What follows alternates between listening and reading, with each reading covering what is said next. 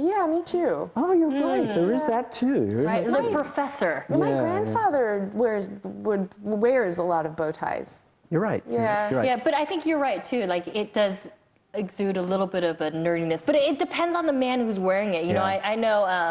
It's definitely usually older men, right? Sir Donald Tsang, you know, from Hong Kong, he wears a bow tie all the time, and he looks great in a bow tie.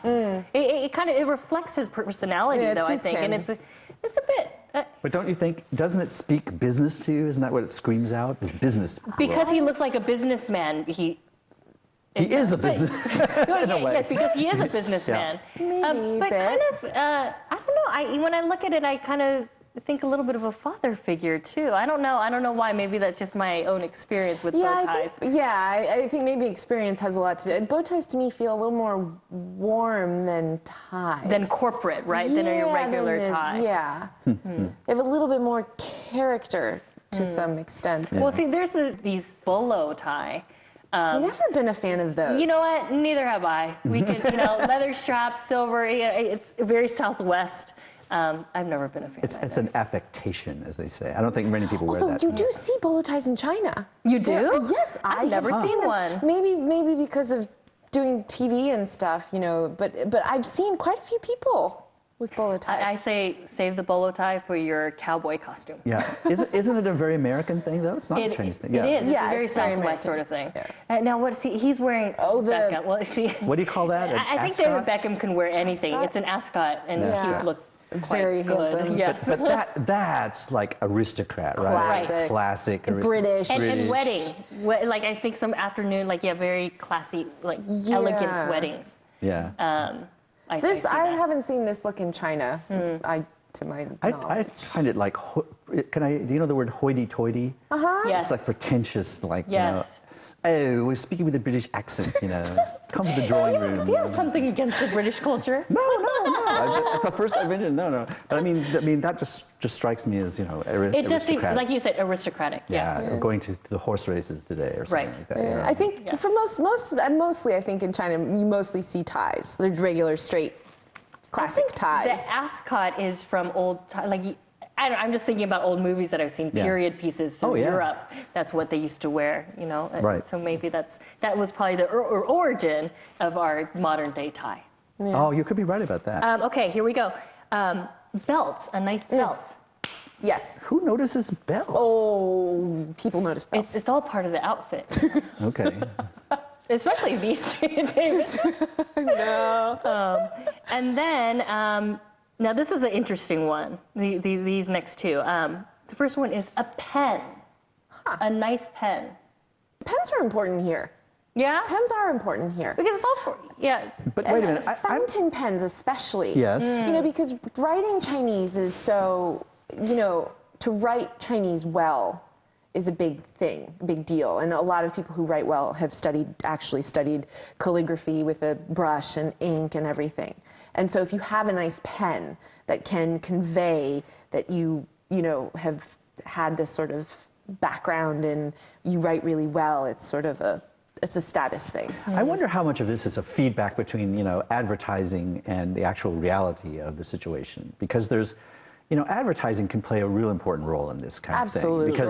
Because they want to inculcate this idea that, one of the symbols of status is you can't just use an ordinary, big fountain pen. You have to have something that's styled and clearly costs $500, And so that feeds into the image that you may not have even thought of that as a status symbol until you see it in the ads. So, I watches. It never even occurs to me that a watch is a status symbol. But when you look at the billboards and you look at the ads, that's like numero uno. You got to have a nice watch. Even though, watch. There's clocks all around.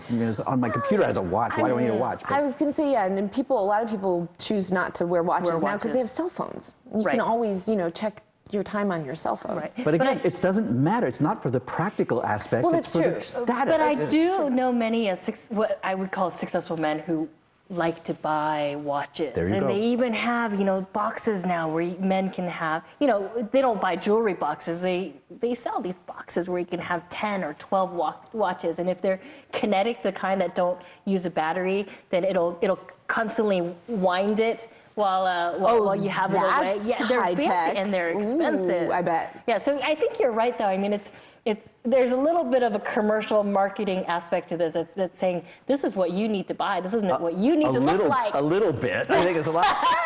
but this brings up something. I always think, and I don't want to mean to sound prejudiced here, but advertisers tend to think that women are more susceptible to these advertising messages than men are when it comes to fashion. And I wonder how many of these things are the wives pressure the man to like dress in a certain way because it's a status symbol for them, you know. I think that's true to some extent, but I know quite a few men who kind of do this on their own. Yeah.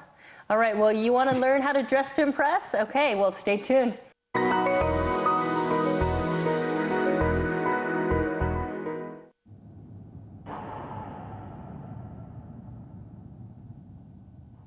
困難幾時都會有，家人嘅感受先至係最重要嘅。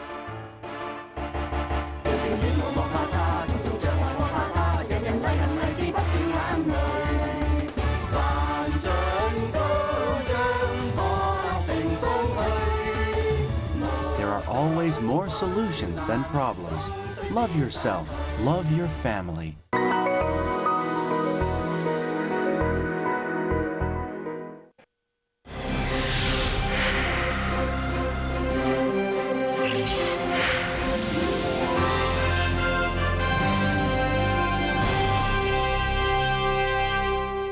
All right, well, welcome back to Crossover. We've been talking about what makes a successful man. Not what makes a successful man. How does a man look successful? How do you look successful? So we've been talking about watches and pens. And pens, yeah. I just want to get back to this you know, behind every man, you know, there's a woman. Yeah, I was going to say that, right. Even in the lower economic ranks, you know, I mean, there's an old joke that, you know, as soon as a woman gets a boyfriend, the first thing she starts to do is to work on his wardrobe so he doesn't look like such a dork. And that's, I mean, there's something to that. I mean, that's been my experience, I have to admit. But I mean, I wonder if it doesn't work at the higher levels too. It's like, you know. I have to say though, I think these days, you know, we've had like metrosexual, right? That's a big like. I've heard that, Chorlette, explain that, because I've heard that phrase. I don't know what it means. It means it's a metropolitan. I think it's from metropolitan. It's an urban male. You know, like, not always male? urban, but it's a male used to describe a man who's quite into fashion, into maybe, fashion, or into right? Looking metropolitan. He's very cosmopolitan. Looking very sort of maybe fashion forward or, you know, trendy. And he might get classy. Manicures because he's very aware of his appearance. There are a lot of other luxury things. I mean, electric shavers are big now. I mean, people spend a huge amount for a good electric shaver. And I don't know, I think that's just a status symbol too. You don't really need that good, you know, spend $1,000 on an electric shaver, but some men do. But speaking of shaving though, if you're going to talk about that, I've noticed that in all of the I shave on all of the ads for at least the male models who are supposed to be, you know, the epitome of, you know, they're selling these style and, you know, affluence and, you know, metrosexuality perhaps. I don't know. Manliness. But they all have a 3-day growth of beard. Check it out. Check it out. Almost all the billboards, the male models who are mostly, you know, classy, successful. And it's always dim and shadowy, right? But it's always only a 3-day growth of beard. I think, wow, every single one of them. Facial grooming is very key for a lot of people. There you go. And again, I know guys. You mean that it's a good thing, or to keep clean shaven, or? Well, no, just. Particular, either clean shaven or whatever. Shaven She's saying it's important. Goatees, or specifically going for like a 3-day growth look kind of thing. Like I have some guy friends, and I'm just blown away by how long they'll spend in the bathroom, you know, or telling me, you know, grooming their facial hair, and they look great. You know, it's not to say that they're being silly or ridiculous, but you know, girls are always blamed with, you know, taking too long in the bathroom and spending too much time on their appearance and, you know, makeup and clothing and everything. But guys do it too. Guys do it too. And you know, it looks great. Yeah, you know, more I power have to admit, you know, my husband looks a lot more mature when he has a little bit of the growth, you know, the 3-day growth. You know, so what are you saying? Too. You like it too? You know, I kind of like it. Like there's a little bit of a sexy. It's a little bit manly, you know, and sexy. I don't like to get close to it because it's really bristly and rough. But you know, it's manly. It's sexy. You like to look at it. It looks good. That's my impression. Is usually that it looks good, but they wouldn't want their boyfriend to do that all the time. Because as you say, it's like, yuck, it's like dirty and, you know. Back to what you were saying about, women causing their, forcing their men to dress in a certain way. I'm talking about my husband again, but, he's the man that's in my life. And he never watches this show anyway, right? You'll know. You can be frank with us. Sorry, He'll honey. never know. Yeah. But, he dresses in a suit. He's in the consulting business, so he has to dress really nicely in a suit. And he looks great when he goes to work. When he's at home or if we go out socially. He's a slob. Oh, totally. He wears T-shirts that are 5 or 6 years old. He never wears a collared shirt. I'm just like, we need to go shopping, and you need to get some casual clothes to wear because he has none. It's like he likes to be in his shorts. Yeah, my husband has T-shirts that have big holes in them. Yes, and I'm like, let's throw them those. away. It's like, no, this is soft. This is just how I like it. This is just what I want to be wearing. And he might wear it with a pair of dress pants. Oh, and I'll say, I don't know that really goes. And this is my style. This is how I want to look today. I'm like, okay. I just like to point out that this is confirming my theory that the women are behind you two. Go ahead. Continue to have this little complaint fest. No, I let he can wear what he wants. I let him wear that because I know that that's what he's comfortable in. It's okay, but I will complain about it or something. No, I understand. Actually, I laugh about it. I think now it's just funny. Well, and he'll give me advice on what to wear sometimes. I mean, it goes both ways. No, really? No. After 10 years of marriage, no. And Chorlette, would you take it seriously if he gave you he gives great advice. Really? See, maybe because your husband gives good advice. Great advice. Oh, I'm sorry again, honey. That was really bad. But let's talk about personal style because I think we're talking about what a successful man looks like, but in my eyes it differs. It's variable. You might have a man looking very successful in a suit. You might have a man, but I think what they look like is different. What they might, which watch they're going to be. But to me, it's like what's inside. It's a confidence. It's a presence that they have. And the clothes have to reflect that. If you're wearing something that doesn't fit you, it's not your personality, then it's not going to come out. It could be the most expensive get-up in the world, but it's not going to look right on you. So yeah, I totally agree. It has to be something that reflects who you are, that you feel good wearing, that you feel right. And then, you'll come across as confident, and at least you'll be coming across as genuine, and that this what you're wearing means something, and it's not just some kind of fake outside appearance that you're, shell. Yeah, and I've seen mainly in business settings people that really are not comfortable at all in a suit and would rather not be there. And you can tell, you can see it. Sure. You can just see someone who's not in that world. And I think very often, this may be oversimplified, but I think the kinds of jobs, the kinds of worlds, the kinds of sort of environments that you can develop in and feel comfortable in has a lot to do with just something like style and what the dress code is. And if you don't feel comfortable with this dress code, you're not going to be comfortable in that world. So, I mean, you're not dress code's an interesting thing to bring up because I've always really appreciated in China how not as much emphasis is placed on your appearance as in the States, where I'm from. So you can go to a really fancy restaurant in China, really fancy. And you could go in jeans. I've been to a really fancy gold gilded restaurant, Chinese restaurant, really expensive. And I saw people in their pajamas, older, like grandma people in their pajamas, and it was fine. And, I think it's changing more and more. People are becoming much more fashion conscious and appearance conscious, especially in big cities in China. But there is some element to Chinese culture that is a little more relaxed on the whole appearance side, and the success or that kind of thing is like what we were saying. It's more of an inside thing than it is based on how you look, which I really appreciate here because sometimes you don't want to get dressed up, but you want to have a great meal. Yeah. I actually sometimes feel differently. I feel like sometimes when I'm in Beijing that I really need to dress dress up. I don't know why, and maybe it's because of I feel like Beijing has changed in the last 8 years. So, 8 years ago, I felt like I could wear anything. I could be a slob out in any restaurant, but I kind of feel like now that I need to dress a little bit better. Changing. And it's probably because of where I'm from in the States, because I'm from California, so it's very casual. You could go out, wearing, shorts and flip-flops almost everywhere. But you're right, like for restaurants, for real dress code, there is no dress code in China. No. It's just how you might feel wearing a certain thing. Whereas in the U.S., they will have specific dress codes. Yeah, right. And I've actually talked to some people who are in the restaurant industry here, some international people, and they said, we specifically don't have a dress code for our restaurant, whereas if we were in, say, the States, we might have a dress code. Here we don't, because it's not really part of the culture to have a dress code, and you couldn't really enforce it. Right, right.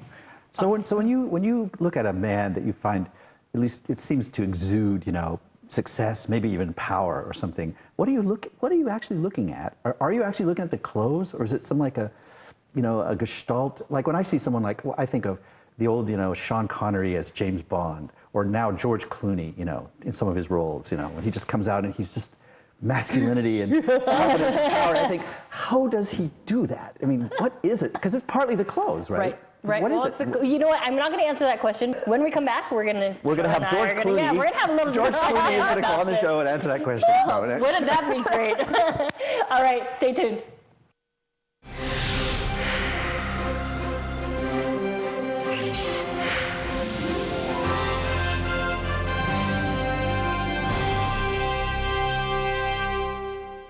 And welcome back. So David posed a question to Charlotte and I. It's a tough question. It's a 360-degree thing. It's not just clothing. No, it can't be. No, because you not. can see right through the clothing. Like you said before, if they don't have the present or the what's inside to carry that, you could see right through it. I have another question, another aspect we didn't talk about, which is the haircut. I mean, some people can just tell by the haircut. Well, that's an expensive haircut. I mean, you could tell. I mean, I'm someone, I really hate my hair. I have a bad relationship with my hair. I don't even know what to do with my hair. I never understand how to comb it, what to do with it, Like when we get ready for the show, I said, whatever you want to do with it, I don't care, whatever. Have you been to a fancy stylist ever? Never. Okay. Let's treat him to one. Yeah. I'm afraid of what they would do to me. I mean, they don't want to. Hair styling, hair cutting is an art. And there are people who know their art. And actually recently I just read an article, someone was lamenting how, a hairstylist wrote it, and they were lamenting on how stylists nowadays don't take the time to get to know their client's head. Like head shape, where your cowlicks are. Face shape, right. Yeah. Face shape, also what kind of personality you have. What industry you're in. Yeah. And even the texture of the hair. I mean, there are all kinds of things that go into giving someone a good haircut. And so can you tell? Can you tell if someone had an expensive haircut or a cheaper not haircut? always, because I don't really like my hair either, so You've got great hair. I think your hair is perfect. It is perfect. But I do go to a really, really great stylist that I like a lot. But yeah. But I think that's when I think of handsome men. That's part of it. Is the hair is always whatever it is. It has this ineffable quality of just being perfect for the face and the jaw and everything. The hair is really very important, and it's not something you can just give them any old kind of haircut. They put a lot of effort and thought into what kind of hairstyle to give themselves. So I just wondered about that. It all goes together. I mean, to answer your question, I think it all goes. It's the whole package, right? Again, it's grooming. It's number one, hygiene. I think if they have, you're right. teeth, if they have yellow teeth, like really bad teeth, like that's. I know I feel really superficial, but teeth, hair, like you're saying, hair, it's all kind of part of it. So do you think that women look at men differently? I mean, with men, they're maybe looking at women in a different way. Maybe it's not so much of a gestalt. The way you're talking, it sounds like a successful man, or it's a mixture of everything. You said 360. It is. It's a mixture of everything, and then you could look at someone and they could not have anything of what we're talking about, not have any of the qualities of what we've just been talking about. The suit or the haircut or the whatever, and just be the epitome of the successful man. And you women say things that puzzle us sometimes. Like you say, if you say, is that guy handsome? And the women will often say, handsome? No, he's not at all handsome. but he's very sexy. And we said, what? Not handsome, but very sexy. Because most guys would not look at a woman and say, she's ugly, but very sexy. It doesn't make any sense. But would you differentiate between saying someone's beautiful and someone's sexy? Right. Probably. It's sex appeal versus beauty. Yeah, right? yeah. It's not the same thing. But someone could not, they can be not beautiful but sexy, but they couldn't be ugly and sexy. No. That sounds a little bit... Right, but I don't think you would ever say a man was ugly and sexy. Well, I'm thinking of this particularly of this French actor, Gérard Depardieu, who I'd hear a lot of French women say, no, his nose is too big, and but I just love him. He just looks. I just love the way he's manly. Yes, powerful. That's his charisma. That's right. That's his inner. It's his character, his personality. Yeah, his soul, his chi, his his everything. No. It's all very much because you can see someone who fits all of the criteria we've mentioned today, who has really just a bad feel to them, and you wouldn't put them in a category of that's a successful, attractive, appealing man. Absolutely. But, a lot of people would also say you could detect a successful man by all the women that are flocking around him, right? I seem to fail in that category for some reason. Although I do have lots of young little girls flocking around me, but successful in your along with your career in your family. Yeah. Okay. Somehow that doesn't set it. That doesn't make me feel better, but thanks anyway. We started off talking about it being kind of at this very superficial level, but I think, it seems like you've gone full circle, that no matter how good the superficial aspect is, it all goes to naught if the inner person doesn't come out there. Right? Absolutely. And so that's the most important thing. Yeah, and we talked about the wealthy Chinese people who might still have bad manners, but likewise there are, maybe even you hear stories about royalty in Europe who have squandered all of their family's fortunes and yet still try to hang on to, this image, but then actually, they're not successful, but they hang on to the cars and they're debt ridden. The manners. Right. Do you think, you talk about Europe, and do you think that there's a difference in I want to say racial or body type or something that, that there's certain kinds of, like they say, the qipao looks great on Chinese women, but it just doesn't fit. It doesn't work with Western women. I mean, I always think about suits, like uniforms that can look really good on an American cop. It looks like power and authority. But you put on they say the Vietnamese cops, that the uniforms don't look right because there's this different kind of body type. Is that the case with suits? Like, does Chinese men, can they look good in Western suits? I don't think you could go by ethnicity, but I think you go by body type, because I think certain men will look good in like a 3-button suit that's cut a little bit bigger if they're a bigger, large, maybe American type of man. But I think an Italian suit that's slim fitting is not going to look good on everybody. Because it just hangs loose. There's nothing like, Right, but the Italian suit is very slim fitting. So I think if the man was more, it looks better. I think maybe every man can wear it, but I think it looks better on a man who is slim. I agree that body type definitely plays a lot into it. You're taking your notes. I'm taking notes. The next time that you buy a suit that you're going to wear for 5 days out of the year. But there's hope for me, because from everything you're saying, there's still hope for me to exude this, without paying all this money on the shoes. Who says you don't? Right. Thank you, Charlotte. Yeah. You want to go out later? What do you mean? That's exuding already. Exuding, yeah, right. David, we've been talking all about successful men, but let's just turn the tables really quickly. What do you see? What does a successful woman look like? Well, for me, it definitely has. I mean, clothing is definitely involved too, but the clothing is more like an indication of a kind of person. Like for me, if a woman has something that shows that she's perhaps more introspective, or something who cares, about herself and her hygiene, but it's not flashy. But that's my personality, So I'm thinking maybe this person is a deep thinker. Maybe this person, is likely to share. And that's something. what's attractive to you, a deep thinker, a cerebral woman, right? Yeah. So I might notice things too, like fashion accessories, like her cell phone, for example. If it's got a lot of pink baubles on it or something, I'm thinking, not me, not my type. But if it's just like a cell phone that shows that she doesn't really care that much about cell phones. So that's what's attractive to you, a cerebral, deep thinker type of woman. Yeah. So no trendy, flashy type of. Yeah, I mean, I'm very much a child of the '60s, so things like. And their goats, but on the